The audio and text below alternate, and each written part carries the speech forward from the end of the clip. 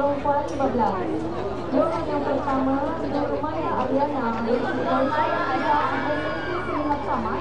Lorong kedua, Latifah Syahri binti Nizam SMK Sri Sarjana. Lorong ketiga, Aisyah Nur Habriyah binti Arifudin SMK Bukit Jalil. Lorong keempat, Iswam Syensi SMK Sri Sentosa. Lorong SM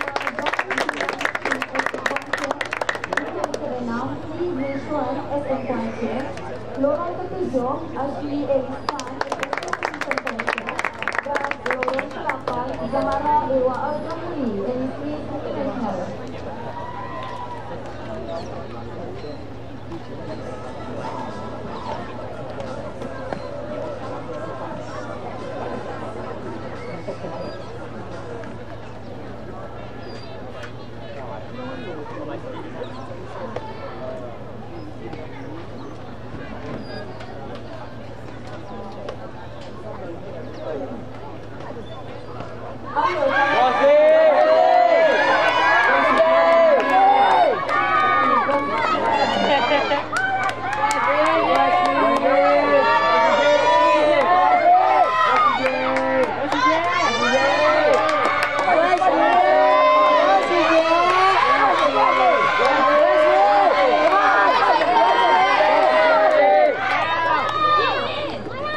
Panggilan kedua untuk acara 200 meter peringkat akhir.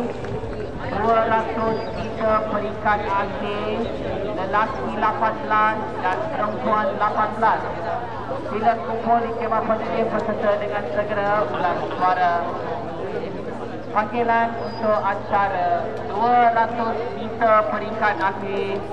200 meter peringkat akhir untuk lelaki 18 dan perempuan 18. Sila kumpul di kemah penyedia peserta dengan segera.